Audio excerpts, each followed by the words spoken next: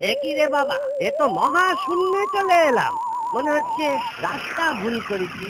কাউকে জিজ্ঞেস করতে পারলে ভালো হতো, স্বর্গটা যে কোথায় গেল। স্বর্গ ঠিক জায়গাতেই আছে, আপনিও ঠিক পথে যাচ্ছেন। কে কে কে উত্তর দিল? কে? কাউকে তো দেখছি না। কে বাবা তুমি? আমার নাম ক্রিং ক্রিং। কি বললে? হিং? হিং নয়, আমার নাম ক্রিং ক্রিং। সেটা কি বস্তু? আমি হলাম স্যাটেলাইট অডিও সিস্টেম।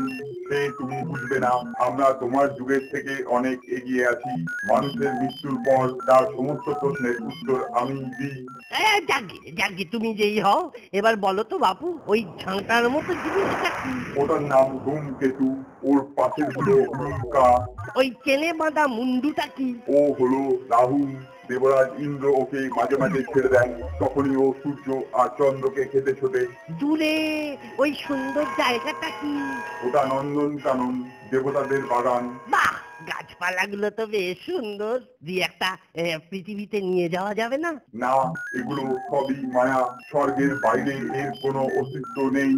আমলো যা, তাহলে এখানে এগুলো থাকার মানে কি? যত সব।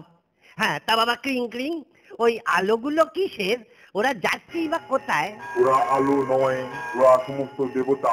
তুমি মানুষের চোখ দিয়ে ওদের দেখতে পাবে না। ওরা দেবরাজ ইন্দ্রের 10,000তম বিবাহ বার্ষিকীতে যাচ্ছেন।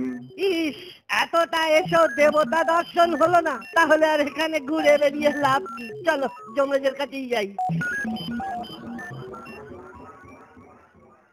কি হে, আবার তুমি?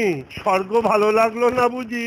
না, দেবতাদেরকেই দেখতে পেলাম না, আর গিন্নির জন্য না মনটা কেমন কেমন করছিল। দুদিন হয়ে গেল, এবার একটু গিন্নিকে দেখে আসি। তুমি পৃথিবীতে গেলেও কেউ তোমাকে দেখতে পাবে না হে, সবাই ভাববে তুমি ভূত। সে তো আরো ভালো, আরো বেশি মজা হবে। যাই তাহলে। নিশ্চয়ই নিশ্চয়ই, এক্ষুনি যাও এক্ষুনি যাও। চিত্রগুপ্ত, ও চিত্রগুপ্ত, চালটা কিরকম দিলাম বলো? হুজুর, ব্যাপারটা তো ঠিক বুঝতে পারলাম না। আরে বাবা, ওর বাড়ির লোকেরা যখন ওকে ভূত ভাববে, তখন বেটা কেমন জব্দ হবে বলো তো? হুজুরের জবাব নেই। এই তো বাড়ি এসে গেছি। সারা বাড়ি কেমন পরিপাটি করে গোছানো সাজানো। ওই তো দেওয়ালে আমার ছবি, মালা দিয়ে কি সুন্দর লাগছে গো। কিন্তু গিন্নি কোথায়? ওহ, সেই রান্নাঘর, আমার সব থেকে প্রিয় জায়গা। এখানে বসেই গিন্নির হাতে কত পিঠে পুলি খেয়েছি, আর সেই ইলিশ মাছের মাথা দিয়ে ঘন্ট, আর সেই লাউ চচ্চড়ি। ও, আমার জিভে জল এসে যাচ্ছে রে। বেচারা গিন্নি এখন বিধবা, তাই মাছ মাংস তো কিছুই খেতে পারবে না।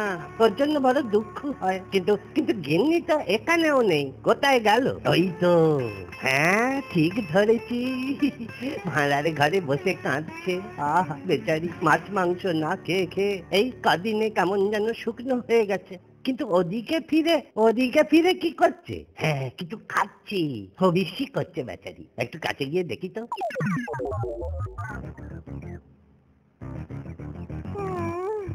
আহ, আজকে লাউ চিংড়িটা যা হয়েছে না, জব্বর। শুধু একটু ঝালটা বেশি হয়েছে, তাই ঝালের চোটে একেবারে আমার চোখ দিয়ে জল বেরিয়ে গেছে। ভালোই হলো বাবা, লোকে ভাববে আমি আমার স্বামীর দুঃখে কাঁদ। কেউ যদি আসে, তাহলেই বাটিটা লুকিয়ে রেখে গলা ছেড়ে কাঁদতে শুরু করবো। কেমন মজা! তবে রে বেটা, এই তোমার আমার উপরে ভালোবাসা, আমি ওদিকে তোমার জন্য জমালয় থেকে নেমে এলাম। তবে রে, লাউ চিংড়ি খাওয়া বার করছে। এই আশেপাশে কেউ তো নেই? ভূত নাকি? ওরে বাবা রে, ওরে ন্যাপা, তোরা কোথায় গেলি রে? ভূতে আমার ঘাড় যে মুটকে দিল রে। এমন ভয় পেয়েছে এখন, 4 দিন ঠক ঠক ঠক ঠক করে কাঁদবে। এখন ছেলে মেয়ে দুটোর কি অবস্থা দেখতে হয়।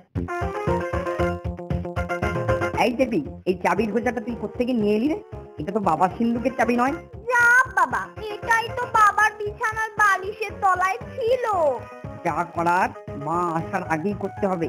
দরকার হলে সিন্দুক ভেঙে টাকা নেবো।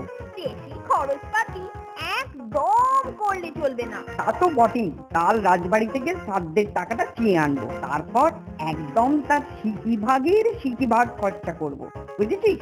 একদম ঠিক। যে মানুষ মরে গেছে তার জন্য আবার বাজে খরচা করে লাভ কি? বরং টাকাটা দুজনে মিলে ভাগ করে নেব। বাবার টাকা তো ছেলে মেয়েরাই নেয়, তাই না? ঠিক বলেছিস, ঠিক বলেছিস। বেটারা আমার পারলৌকিক কাজেও টাকার বাঁটোয়ারা করছে। দাঁড়াও, এদের ভূত সেজে উচিত শিক্ষা দিতে হবে। এই, তোরা কি ভেবেছিস তোদের বাবা নেই তাই যা খুশি করবি? এই আমি তোদের কাছেই দাঁড়িয়ে, বেশি বেগরবাই করলে ঘাড় মোটকে ভূত করে জমানায় চালান করে দেব। এই যে বাবার গলা রে, বাঁচাও বাঁচাও। ওরে বাবারে, বাঁচাও গো। নাও চলো এবার রাজসভায়, একবার দেখেই আসি সেখানে কি খেল হচ্ছে।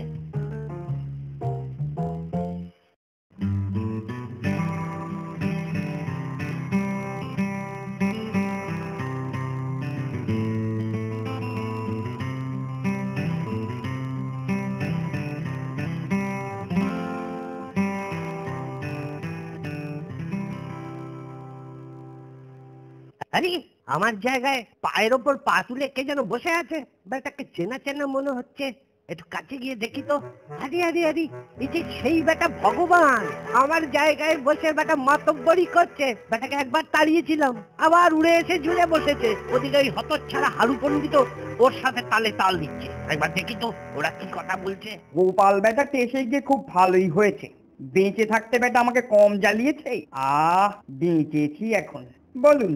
আরে ওর মতো নচ্ছার কি আর স্বর্গে যাবে? বেটা নির্ঘাত নরকে। আমাকে বলতো কিনা গরু পণ্ডিত। নে এবারে বোঝ। যা বলেছেন।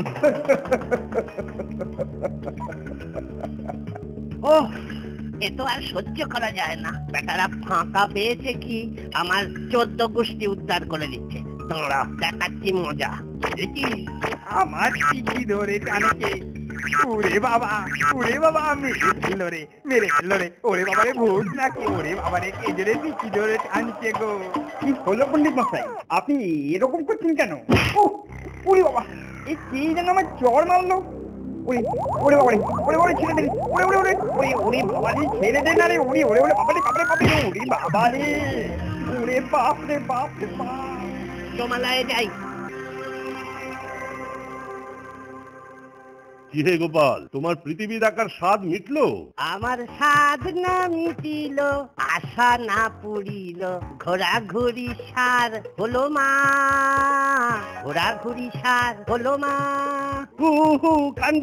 কান গেল। তোমার হেড়ে গলায় গান থামাও বাবা। একটু মাকে ডাকতে দেবেন না যমরাজ? শোনো, তোমার হাতে সময় অল্প, এখন তাড়াতাড়ি কি চাই বলে ফেলো। শুধু একটা অনুরোধ, ওই হেড়ে গলায় আর গান দয়া করে করো না, কানের সব খোল বেরিয়ে গেল। নাও বলো তো কি চাই। এবার একবার সশরীরে নরকটা দেখে আসি হুজুর।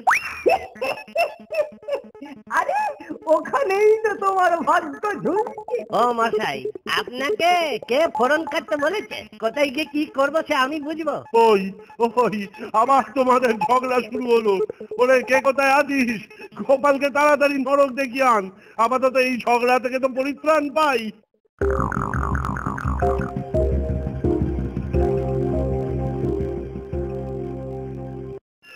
ওরে বাবা, এই তাহলে নরক! এই কি ভয়ঙ্কর, কি বিভৎস! সহ্য করা যাচ্ছে না। চারিদিকে পচা গলা, বিভৎস গন্ধ। আর মানুষগুলো এইভাবে বেঁধে রেখেছে কেন? ওদিকে আবার একজনকে গরম তেলে ডোবানো হচ্ছে।